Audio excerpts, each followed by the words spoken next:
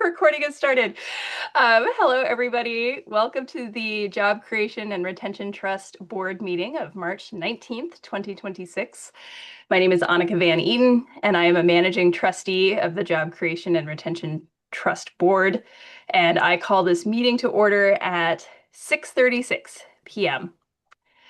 On March 28th, 2025, Governor Healy signed into law a bill which extends the temporary provisions pertaining to the open meeting law to June 30th, 2027. Specifically, this further extension allows public bodies to continue holding meetings remotely without a quorum of the public body physically present in the meeting location, and to provide adequate alternative access to remote meetings. So, this session is being held in a remote format. It is being recorded, and it will be a public record. So I will now ask the board members to confirm they are in attendance in alphabetical order. Tom Bent. Present. All right, Vicky Coates. Absent. Silvana Dinka. Present. Jim Hatchie. Present. Jacob Luria.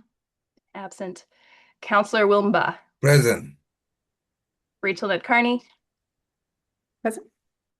Annika Van Eaton. Present. Rand Wilson. Present. Okay, we have a quorum. I will now ask city staff to present a few housekeeping rules about using the technology. William, I'll turn it over to you. Thanks, Annika. As you all know by now, my name is William Blackmer. I am the Workforce Development Coordinator and serve as staff to the Job Creation and Retention Trust. When an agenda item is being presented, the presentation materials, the corresponding presentation materials will be displayed on the screen. If the chair asks for public comment, you may use the raise hand function on Zoom and will be given 2 minutes to speak once you are unmuted. Trust members, please note that all votes must be roll call votes with a motion and a second. The chair will call on each board member for a yes/no vote in alphabetical order. And also, please remember that any comments typed into the chat box will be part of the public record in accordance with open meeting law. And one-to-one chat has been disabled to comply with our public records law. So we'll pass it back to Annika to take us through the first agenda item. Thanks, William. I'm going to start with our traditional first agenda item of reviewing and approving the past meeting minutes. So William sent these out to and then I have another agenda item that I'll go through. I wonder what, Rand, what are we doing? We have a member of the public visiting us, and I just wanted to welcome William Valletta, and really glad that you're here. And I don't know if he maybe wanted a chance to introduce himself. We all introduced ourselves, but it's awesome to have somebody here from the public. Really glad to acknowledge their attending our meeting. Oh, yes. Thank you, Rand.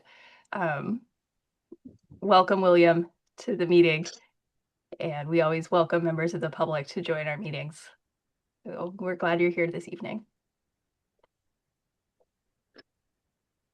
All right, I'll take us through our first agenda item. Thank you, Rand. The meeting minutes from February 19th were sent out in advance, and so I want to see if anyone has any edits or revisions to the meeting minutes before we vote to approve them and put them in the public record.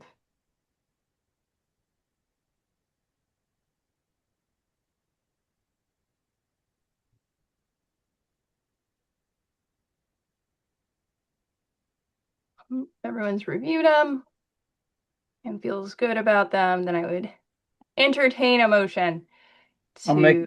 I'll make a motion to approve the minutes of the February 19th, 2006 meeting. Second. All right. I will now call on board members to vote on this motion to approve the February 19th meeting minutes. Tom Bent. Yes. Silvana Dinka. Yes. All right. Jim. I'm gonna abstain. I wasn't here. Thank you. Counselor Mba. Yes. All right. Rachel Nitt-Carney. Yes. Annika Van Eaton. Yes. And Rand Wilson. Yes. Okay. Awesome. Before we go to our next agenda item of the received and estimated linkage fees, I wanted to share some news with the board. For my avid readers of the Somerville City newsletter, you may have seen that the mayor's office has started a Somerville Service Award that will be a monthly spotlight to celebrate exceptional work of staff who keep our city running.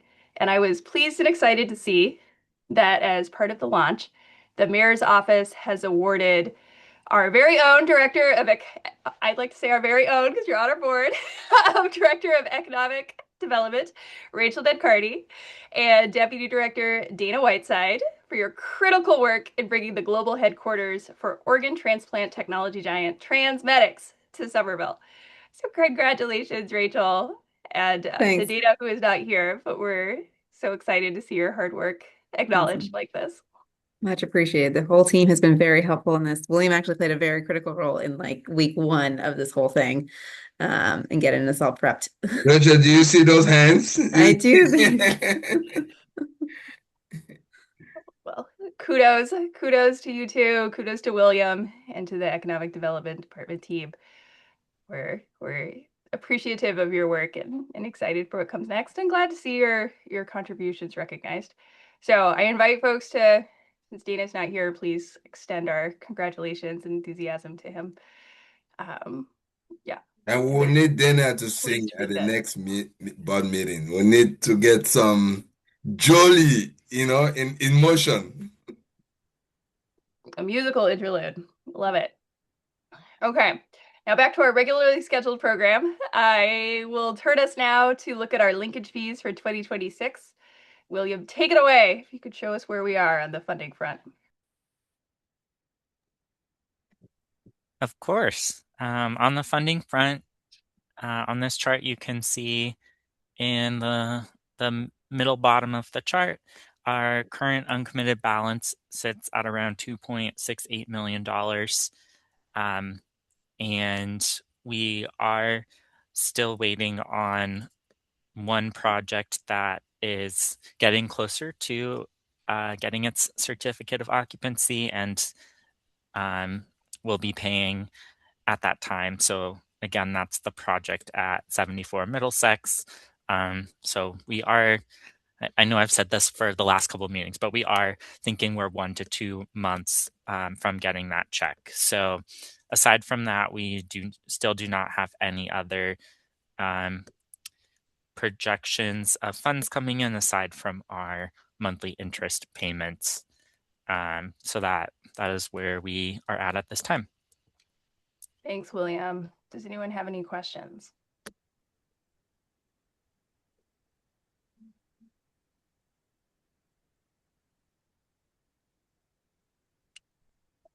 Rand, go ahead. Just a comment. It seems that our conservative strategy has paid off and we have a healthy balance. So I, commend staff and the board for navigating us through what I hope are the worst years. Thanks, Rand. Yeah, we have money on deck here. So we will be able to keep giving out grants for a little bit. Maybe not as big as some of the earlier ones, but we definitely have something to offer Yeah, Somerville absolutely. residents. Absolutely. Any other questions or comments?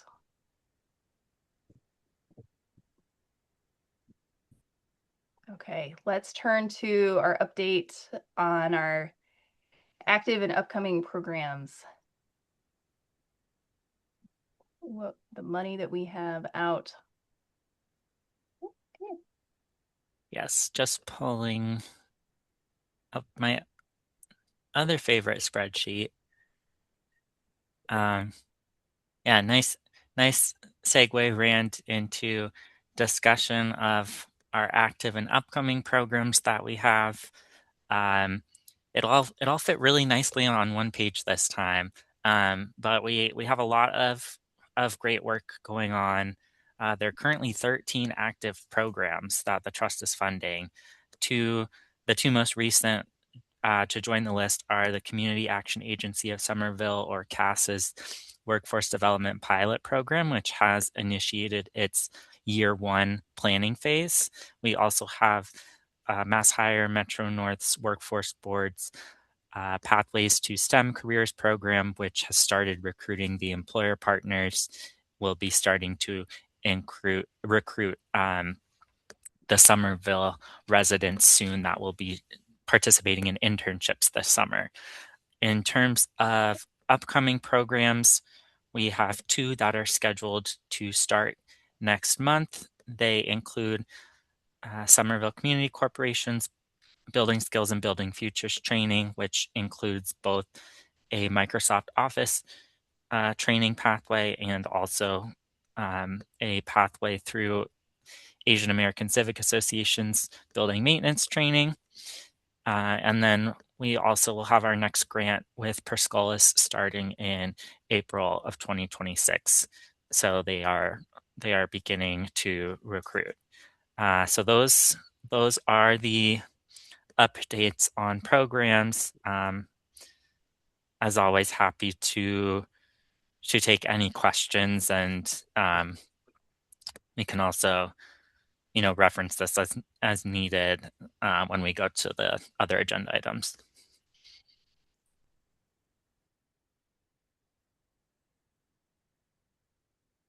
Thanks, William. It's always exciting to see all of the work that our community partners are doing with the funding. Does anyone have any questions?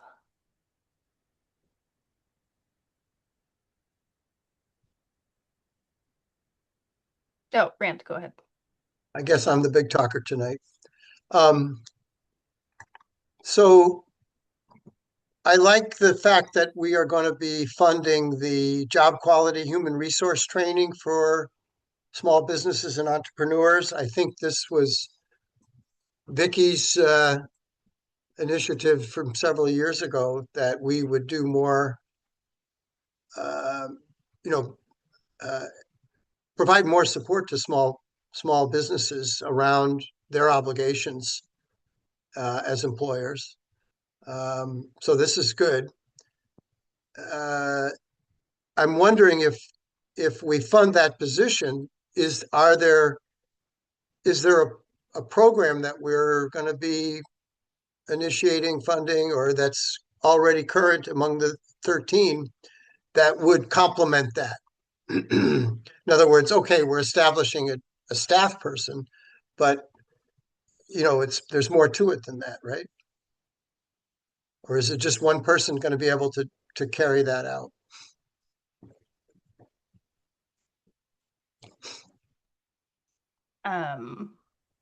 Feel like that's an answer for Rachel, but Tom, I did see you raise your hand. No, let Rachel go first. Thanks. Okay, sounds good. Rachel, then Tom, please. Yeah, so we're exploring this with the mayor and staff around exactly the same questions, Rand, around what does the programming look like? How do we most effectively get work happening out in the community? The 81,000 here is money that the trust has put in, has obligated for these goals.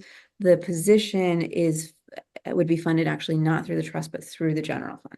And so we're trying to figure out there's a collaboration conversation that needs to be figured out. But we're still figuring out on the city budget side a couple of things. We're hoping to have some answers in the next couple of months about how we're going to approach this from the city's angle. We'll be talking to a few different people around that. Definitely we'll come back to the trust in maybe not next meeting, but probably within 2 meetings or so about sort of where we are. So I just want to express my enthusiasm for doing this, and I'd be happy to be involved in discussions around the implementation or however it unfolds. But it might be that we would need to free up more than $81,000 from the trust if we have, real ambition for it. That's helpful, Ron. Thank you for that. Tom? Thanks. Yeah, no, that's why I wanted to wait for Rachel. So, Rachel, the city's not looking to be the provider for this, correct? We would still be putting this out as an RFP, right? That's the conversation that needs to be had. And so that's why we want to kind of keep, I think that we do need a deeper conversation. Probably we're not there just yet. Need to do a few phone calls before to get teed up, but I do think we probably will need a working group from the city's side to figure out what our approach is going to be so that we can most effectively then connect with the trust on how this 81,000 is most effectively spent. I believe the intent was that this 81,000 was for programming, not for the city staff Right. to like not covering staff hours, but to cover additional supports that are in conjunction with the city's general fund allocation. Yeah, this came out of, it was actually the first year we met. And this came out of, I remember I brought it up with from the staff training piece saying, we do the staff training, let's set aside some money to help, especially these smaller businesses that don't have HR, and to help them, with some of the complications of, making sure they're, doing the right thing with, payroll and things like that, because a lot of that can change. And it's hard for a small company. It's hard for a larger company to keep up with some of these changes. Child payments are now, have to be made through the companies, and it's very, very complicated, and it's easy for somebody to make a mistake. So that was the whole thought on this. So, and I know over the years we've tried to get providers, and we just haven't been able to. Yeah, so I would like to work on this with any group that you put together. Yeah, this is something we've been talking about and trying to figure out how to do for a long time on the board Yeah. side. So it would be exciting to see it come to fruition. Yep. Silvana? Yes, hi. I really appreciate interest and everything that is reflected over here. Looks very promising.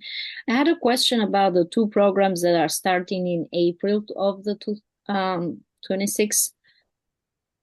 I just want to know for these programs, where are they reflected and how participants are reaching?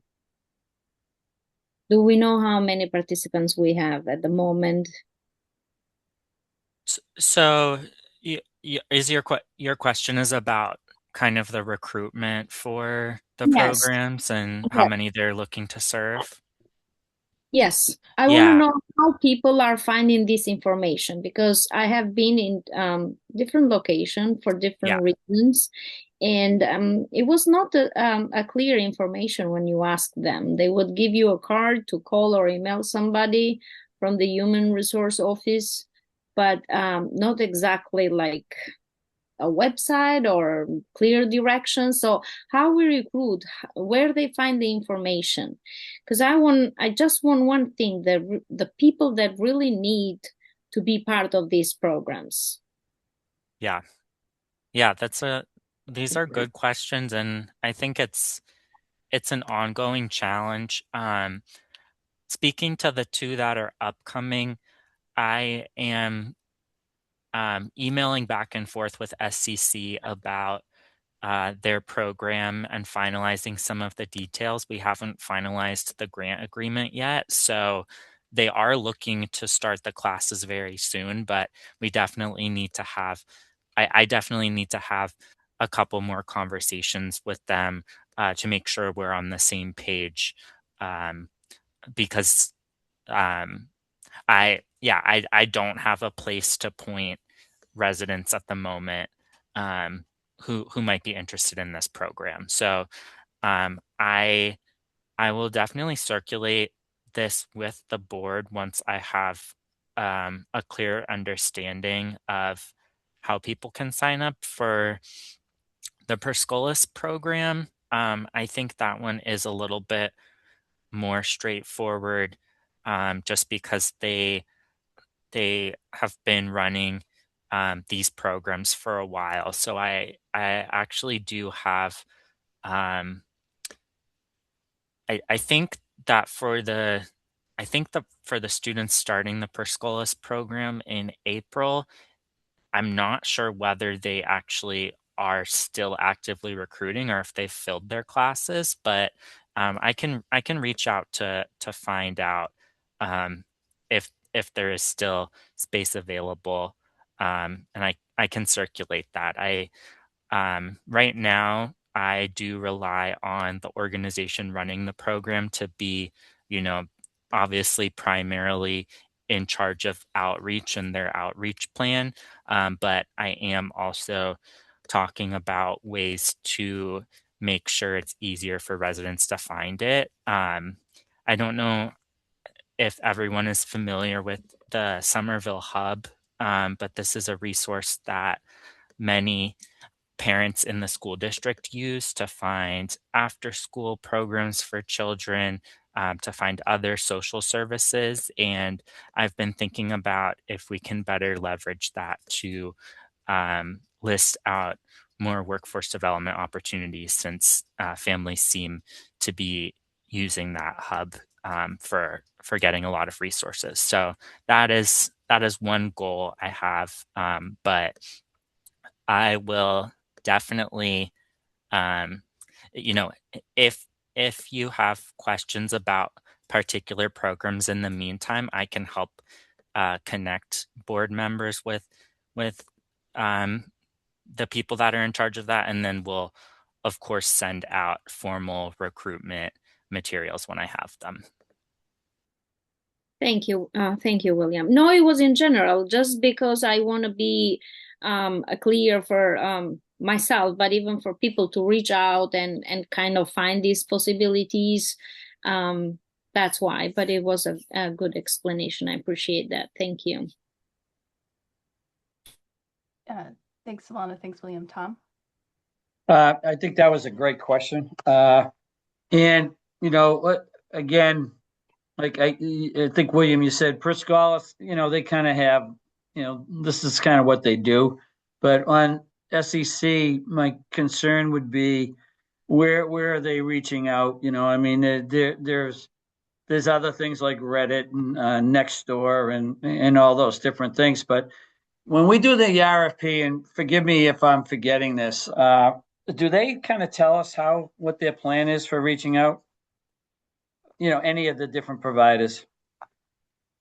Yeah, I will say that they do give, I think different groups give different levels of detail on the outreach plan. And um, I think that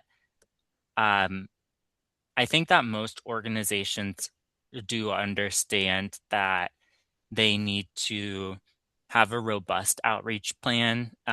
These are not programs that necessarily people are just going to walk in the door and sign up for. One of the things that I think some of our partners might struggle a little bit more with is, like, what does that on ramp look like? When does the outreach need to start in order for a class to start on a certain date? How are we, drumming up the interest? How are we, for programs that serve residents from multiple cities, how are we really amplifying the opportunities for Somerville residents, and how are we specifically recruiting that population? So I think we have different partners that are in different stages of success in doing that. I do think that that really is a growth area, because it takes a lot of streams to um, one, reach all of the types of residents that could benefit from the program, and also to make sure that the classes are meeting the goals to serve how many people we want them to. So I yeah, I can, I'll definitely continue to follow up with grantees and share out recruitment materials and mention this to some of the upcoming programs or just to programs Yep. in general that we want to be able to see what they're doing for outreach. Well, just a thought, should we be, once we've awarded somebody, should we providing a timeline with, say, materials or, timeline as to when we expect certain things to be developed and, like, so recruitment, when does that start? Not a month before, and how are you doing that? So I agree. I think we should be tightening up how we're doing that. And then, because this one is a different one, if you just put it out as building skills, building futures, good municipal jobs, somebody might say, what the heck is that, right? So I don't know if they're getting, like, what's the curriculum? Have we seen what they're actually planning to present and teach these students? That would be something I'd like to see, but I think, with that, it should have a list of, all right, you're going to get training to do the following, that type of thing. So, whether it's, office work, you're going to learn how to use, Microsoft Office or Google or whatever, right? Or if it's, municipal jobs, or what does that mean? Like what am I going to get training for? So I'd be interested to see what SCC has come up with on that. Yeah, the majority of the participants will be going through a Microsoft Office training, Yeah. like the one that you talked about. There are some students that will go through the Beams program at AACA, but it's a much smaller number of the total amount. But I completely hear you on that. I think it's a good thing in the proposals um, for proposers to kind of more clearly line out when do we want this program to launch and what are the steps leading up to that. Because I have, we made a lot of awards in the fall, and I've since had a lot of conversations about, okay, but when actually are you trying to start this program? So I think that's something we can try to um, have the proposers pinpoint a little bit better, and also make sure that they're marketing programs in ways that people understand what they're signing up for. Yeah, no, I agree. Yeah, because I knew with that, it was like Microsoft Office and the Beams, and there were a couple of things that they had listed, but it was all general. Doesn't get into the meat of it. And then even somebody might say, well, I have Microsoft Office skills on a basic level, but I'm looking for maybe a more midterm or an advanced level, or hey, I'd like to get to the next level of Excel, or whatever. So I think they need to be a little bit more detailed in what they're providing and what their curriculum is. So even us as a board, we have a better idea of what the program is. But yeah, thanks. And I know your hands are probably full because we did release a lot of things at once this fall. I'd be interested in the perspectives of the grantees.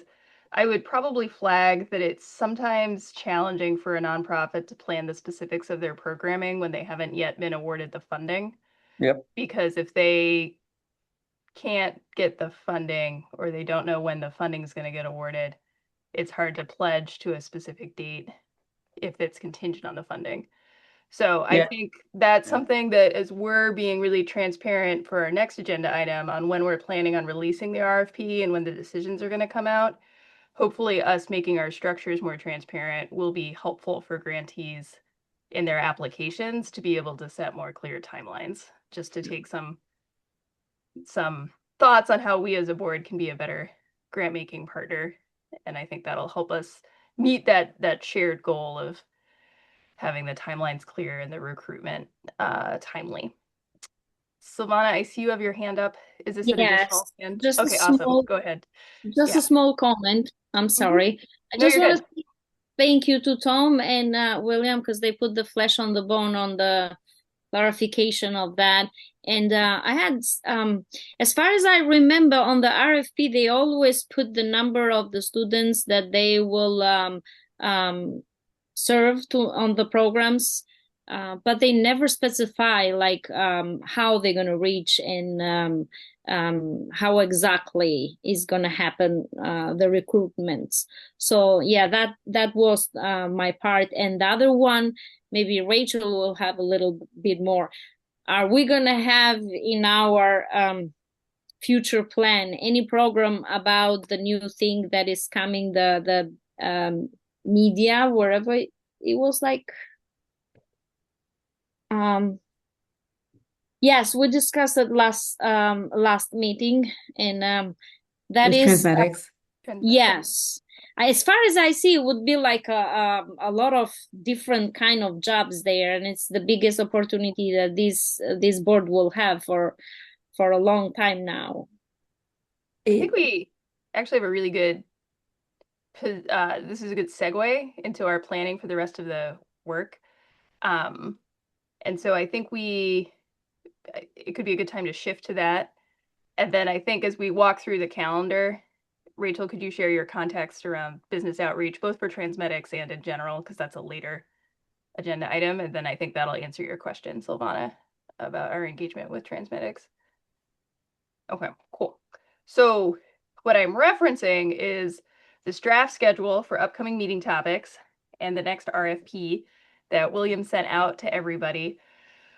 And I appreciate everybody's thoughtfulness with your brainstorming around thinking about different topics that would be helpful to inform us as a board in making strategic funding decisions for the RFP and a thoughtful crafting of the RFP. So what we're looking at here is a draft schedule for meeting topics and the steps for the RFP in two separate columns. So I'll walk us through it. We are here at March 19th discussing this draft schedule and meeting topics. For April 16th, William has invited and secured our friends at the Mass Hire Metro North Workforce Board to share a labor market information presentation so we can have more current information about the in-demand occupations and growing industries and what those projections are for Somerville and for our greater region. And then we also have on May 21st confirmed Mayor Wilson joining the board to talk about his workforce development priorities. And so as a reminder, in 19, we approved that we were using the Talent Equity Playbook, which was the City of Somerville's strategic plan for workforce development, as our guiding document.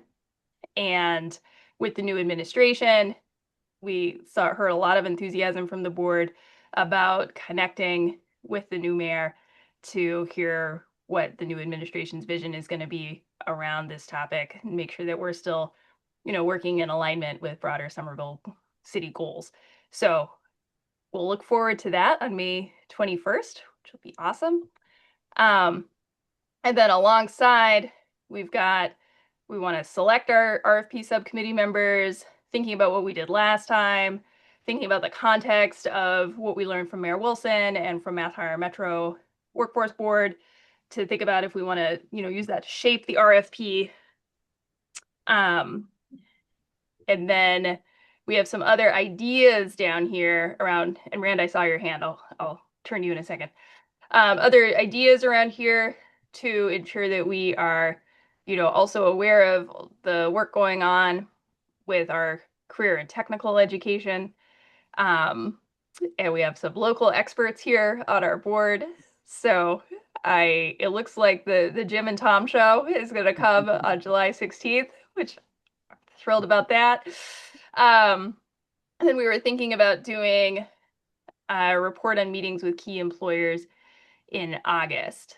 And Rachel, if you could share more about thinking about Transmedics timeline and any other context that would be helpful for fleshing out this topic, I would welcome that.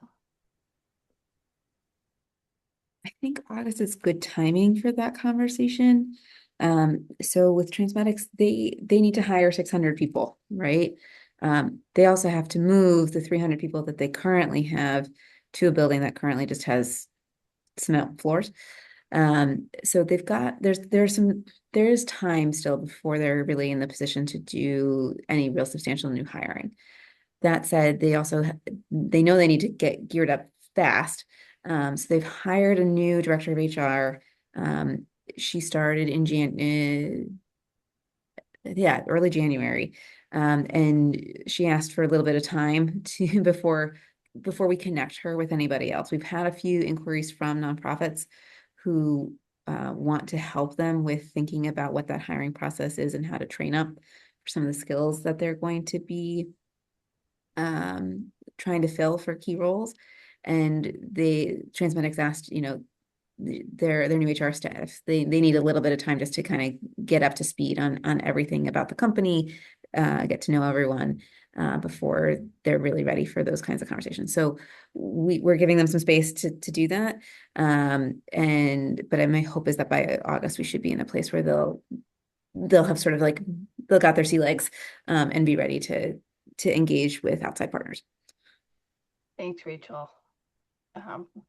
That makes sense to me. Rand, your question from earlier? Sure. Actually, I'm wondering if after we have the May 21st meeting, if we would want to, revisit the 2019 Talent Equity Playbook as our, isn't that getting a little stale? And perhaps with a new wind blowing in the city, it might be time to revisit that as our matrix, whatever you want to call it. So I just put that out there. And then, if we're talking about having a meeting with key employers, I think it would be also, I don't know if there would be time on August 20th, but why don't we also give an opportunity for union leaders in the city to, brief us on their concerns and objectives.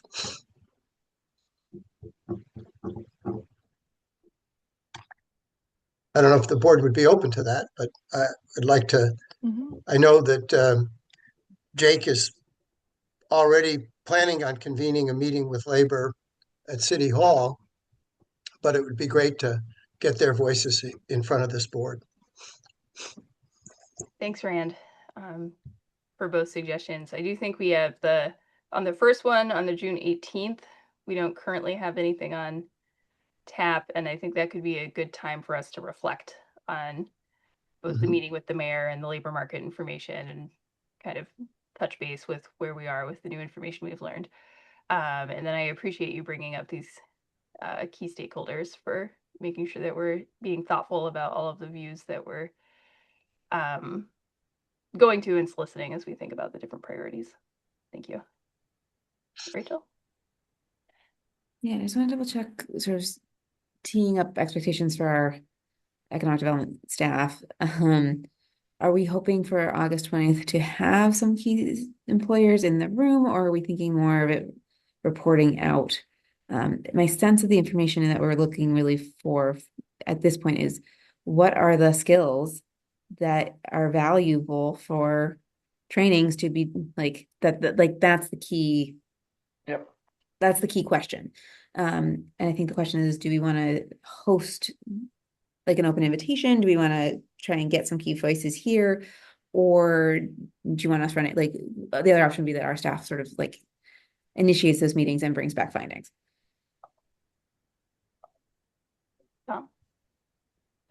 Yeah, Rachel, I think that the idea of bringing in some of the major employers in the city, again, I think that would need to be done. It's a jobs trust function, but through the mayor's office, because I think that's how you'll get them to show up, right? To be frank.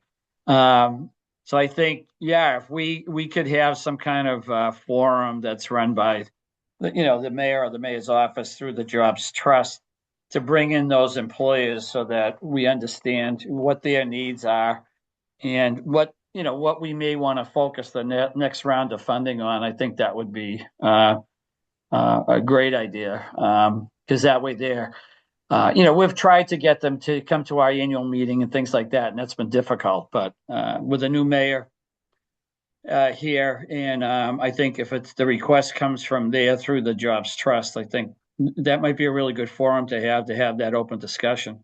So I think that'd be a great thing to be able to do.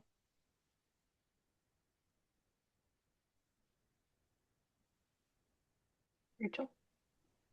What I might suggest is doing a brainstorm on what that format looks like with maybe a smaller group. The thought I am having is that August 20th might be a hard date to get an evening group together of folks, of our HR leaders at all these businesses. Whereas we might have more success getting them to a daytime meeting that we publicize, also like a quorum of the trust might be there, and then that we use August 20th as our space to sort of reflect and converse about it. And about the findings that we all heard, or to update those who couldn't be at said daytime event. Like,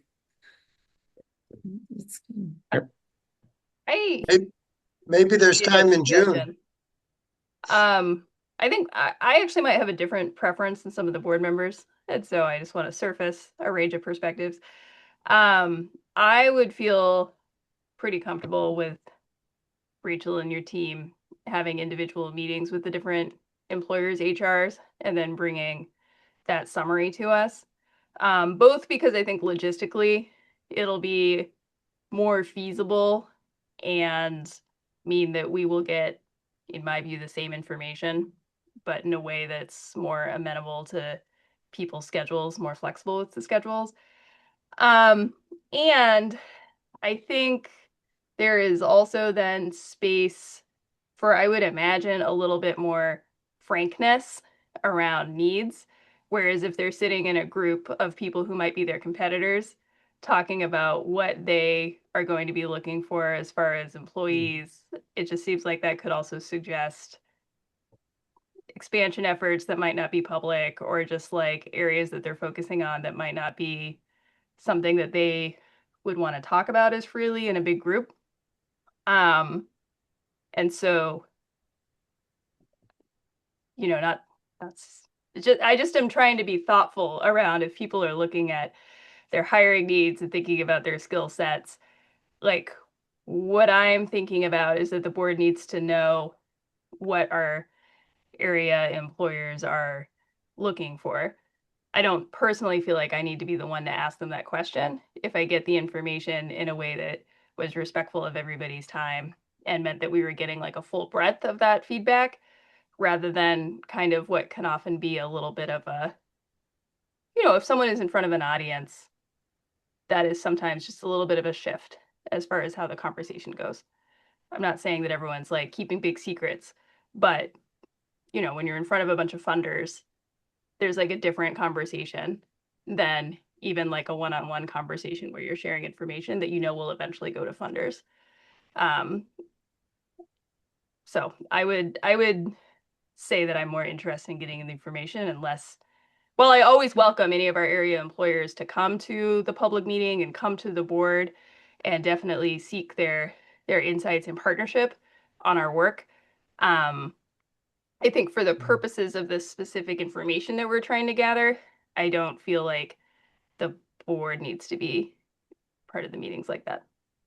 It's my 2 cents. William. Thanks, Annika. I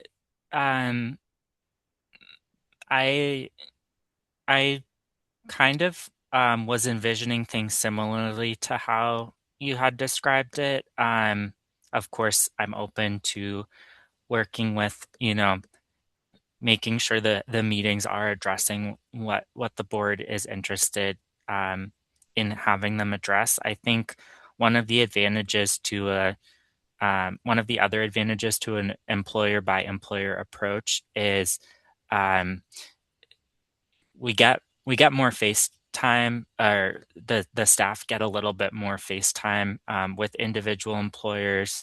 We don't necessarily have just one or two employers really dominating the conversation. And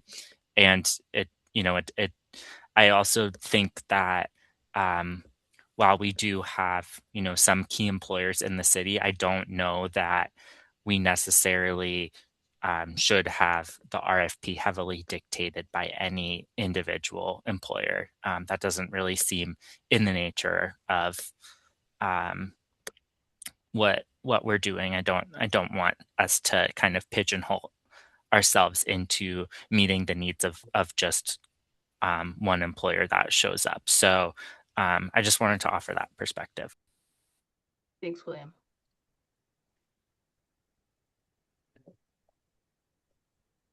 Rand and then Tom. As much as I want to grill every employer, every major employer in the city, Annika's comments about their reticence to be open and honest does make a lot of sense to me. So I thought you had more than 2 cents, Annika. I would call that I'd call that a Benjamin Franklin. Thanks, Rand. Tom?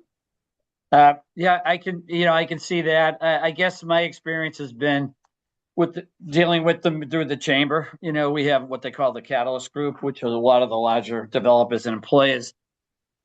And I'll be honest with you, they are like herding cats sometimes, but, I have found, I could see it either way. I have found sometimes when you do get them in the room, one of them might spark something, and then the next, I found them starting to get a little bit more involved. And through the chamber, we're trying to do that. We're going to be sitting down with the mayor soon to talk about a marketing program and things like that. So there's a lot of areas where they know that they need to work together, even though they're competitors. But I definitely see your point there. And, I'm fine with that as long as we get them together. I think, though, however, somebody from the board should be at those meetings too, so that we're representing the board at those meetings, and that there's some faces to what the Jobs Trust is, so that they understand, where we are and what we're doing. So I think I'd go back to Rachel and her team to see how they think they might want to do that. Because I know some of the developers have been already in to see Jake about different other things. So, that might get couched into, the city having a conversation with them if they've already lined up some meetings to say, well, what do you see your job needs? And, we do have this Jobs Trust that, is being paid for from, new commercial development. We're looking for input from you. So I'm fine with whatever way we do it. I think it's a great idea no matter what. And, I'd like to hear back from what the Rachel's team might think would be the best way to go about it, and whatever that is. But I do feel like somebody from the board should be at those meetings, so the board is represented there too. Thanks, Tom. And then Tom, if you're organizing an event with the chamber, where some of these same themes might be discussed, or potentially like you could move them to discussion, I think that as one of our 2 business seats here on the board, I would also welcome you bringing back your insights from the chamber meetings with employers to these conversations to, I think of you as a conduit for some of those conversations as well. So I feel like we could have a couple different touch points on those. Yeah, and it's funny because we're on an agenda of a meeting we got coming up in about a month. One of the items was that, because I have been kind of pounding away on that. Right now, a lot of them aren't talking too much because there's really not a lot going on as far as economic wise. But, one of the discussions we're coming up is, okay, so, all right, we may be in the doldrums right now, but we all need to be planning for, things starting to get better. And like, what do you see? What do you see the market? What do you see? Some of these buildings starting to get filled up with, is it changing from life sciences to something else? So we're trying to get them thinking on that level, but not even just that. Even having people from like Cambridge Health Alliance and to say, hey, what are your needs? again, they hire an awful lot of people in Somerville, Cambridge. To be honest with you, I don't care if they're working in Somerville Hospital, Cambridge Hospital, as long as it's somebody from Somerville, right? So yeah, Cambridge is quite close. yeah, so that's where I'm kind of going, But no, I think this is a great idea. Thanks, Tom. Counselor? Oh yeah, no, thank you. So all this sounds really great. I guess I'm curious, to like when the employers are coming and to do the job fair, do we have like a match, with people that we've invested to train that are coming to see, like if they have those skills to apply to those jobs?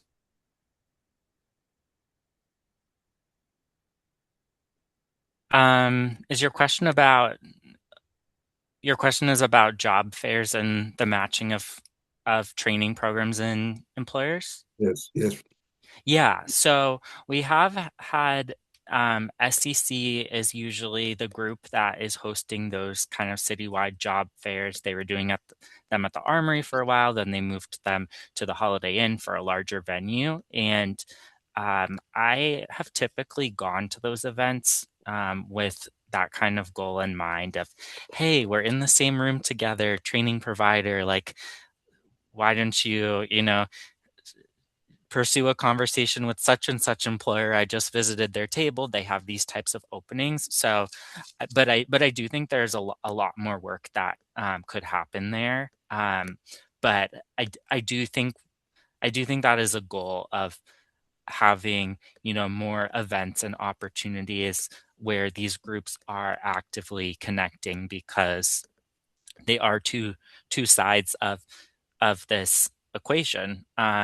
And there are some really logical connections that can happen there. So I think, yeah, we need to see more of that.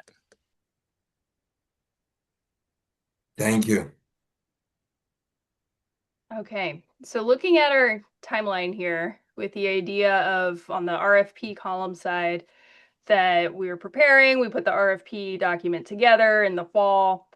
The RFP is released in January with the idea that proposals are due in April, so providers have a lot of time to put together a proposal. And then we are turning around our decisions by June, so that then folks can have their funding and know going into, if they're on the academic year, that the fall will start and they will be funded. And then if they have a program that starts sooner and they want to use the funding for that, that is also fine. So that would be the idea of the RFP timeline, with the idea of reissuing the type of RFP that we did last time, of a little bit more of a broader wide net, different orgs could self-select into it. Well, thinking through the next couple months, if there's anything that we want to be really precise in the RFP, given the information that we're getting from all of these different sources and stakeholders. So I want to see if the board thinks that this overall timeline makes sense, if you have any suggested changes.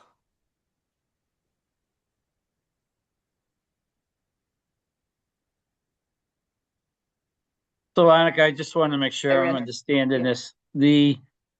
So looks like January of 27 is when we would be releasing the RFP. Yes. Okay, and then proposals due. So, all right, so it's June of 27 when we would be notifying. So it would be for the fall of 27 academic year, right? Okay. Yep. I just wanted to make sure I understood that, right?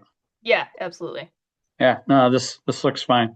I'm okay with this, Annika. I love it. Okay. Thanks, Silvana. Yeah. Good. Okay, cool. Any other comments? All right. Well, thank you, William, for your thoughtfulness and thought partnership as we're thinking through our what the calendar could look like. I also think this looks great. And William, and then Rachel.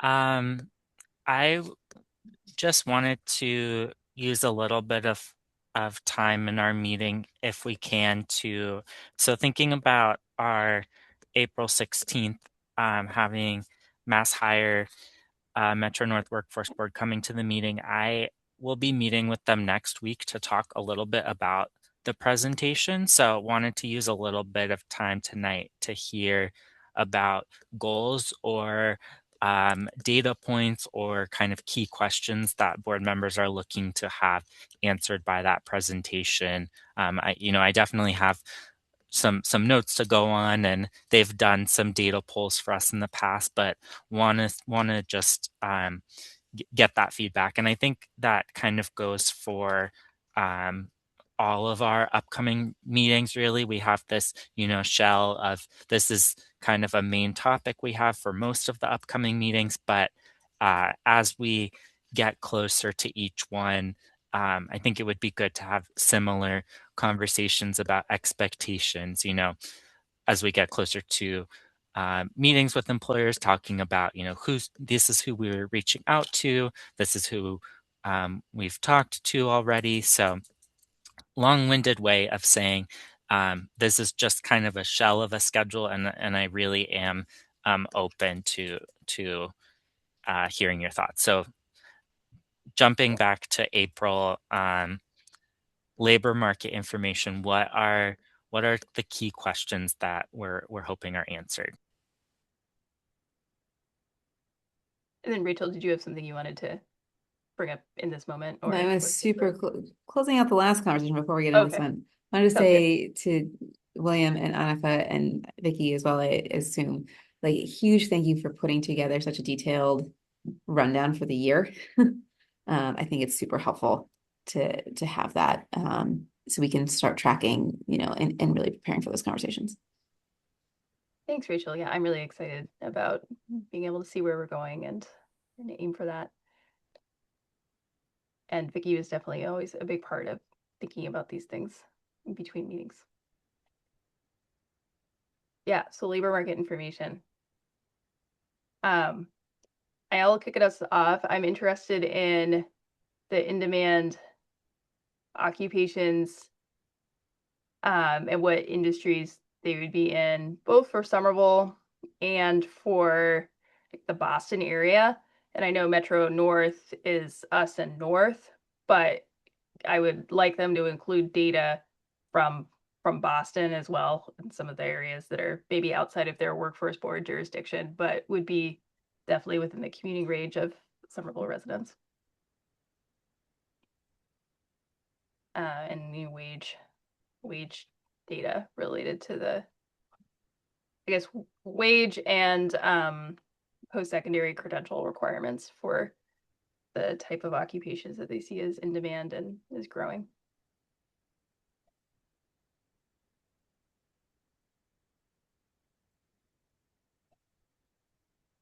Other questions, folks?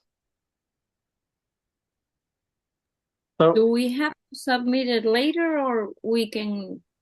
Oh yeah, I'm sure that would be fine, right, William? If people think of things to send it to William. Yeah, I'll Yeah. meet. I think I'm meeting with them next Wednesday. So yeah, if by ideally by next Monday, if people have thoughts they can send to me. And to be honest, part of my meeting with them is also to kind of learn a little bit more about the data and what they are able to pull. So even if it's just a question of, do we have access to this or that?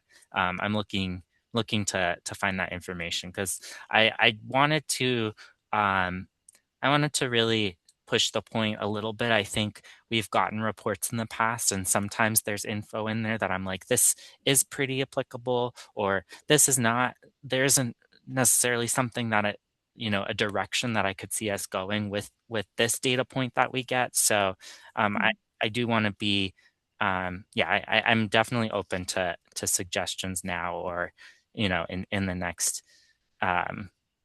few business days.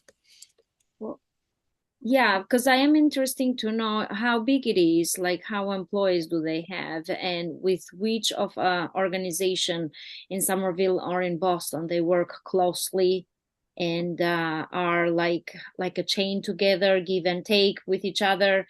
And beside that, do they have a specific location and how residents of this area, particular area, reach them out by phone or they do walk in or how? And I am interested to know even which have been their successful, the most successful programs or um, objectives that they have reached during the last a few years, since these years still are impacted by COVID-19 and low funds and stuff like that. So surviving to this period, it is crucial, and helping other people is crucial and necessary. So Great. like a big So picture of the thing. yeah, so what I'm hearing is, definitely looking at who are the largest employers, the numbers of employees they have, whether that's, in Somerville or in surrounding cities, and then also thinking about some of the questions we'll have for employers when we meet with them about, what are the successful ways in which you're getting candidates? How are people finding out about your Mhm. job opportunities? Are there training programs they're going through that are a good pipeline into your roles? So I will make note of those questions for employers too. Does that capture your thoughts? Yes, Okay, yes, thank you. thanks. Thanks, Silvana. Tom?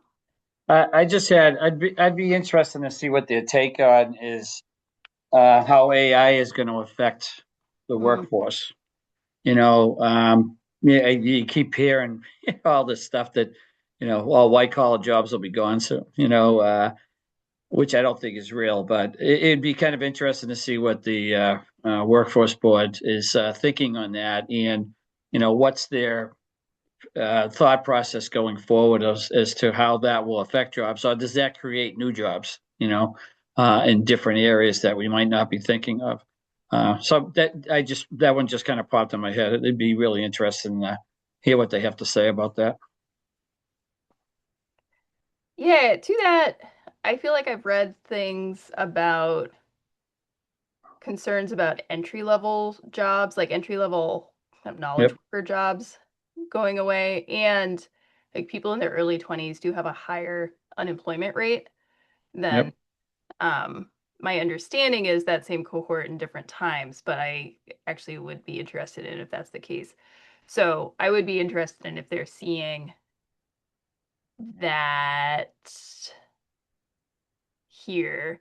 And then to that, I think the other side of the labor market information on the employer side would be around the demographics of folks as far as like employed, um, yeah, employment rates, unemployment rates disaggregated, so we can think about our target populations and confirm that we're orienting our programs around those who would benefit from them most. Yep. Annika, I appreciate the points that you just talked about with the impact on, individuals entering the workforce and those entry level jobs. I read a report not long ago that was covering on those topics, and I'm happy to share it with board members. It's very long, but I'll try to point you to to some of the pages that I found most applicable. But that is broadly what this report was mentioning, and it was actually done by Lightcast, which is one of the data providers that Mass Hire will pull from. So it's an interesting read.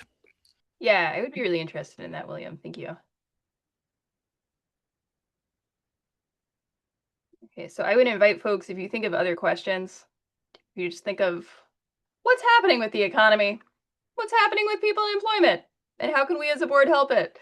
And if those thoughts come to you over the next couple days with specific data points that would be helpful, please email William, and then he'll bring those into his conversation with our friends over at Mass Hire so that we can hopefully get some answers when we're in April.